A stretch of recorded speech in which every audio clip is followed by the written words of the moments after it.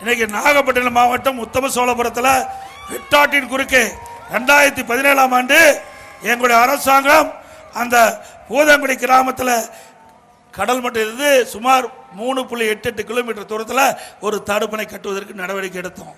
இப்போ திமுக அரசாங்கம் வந்த பிறகு திமுக கட்சி சேர்ந்ததற்கு ஆதரவாக அது 7.88 கிலோமீட்டர் தூரத்துக்கு கொண்டு போய் தடுப்பணை கட்டுறாங்க.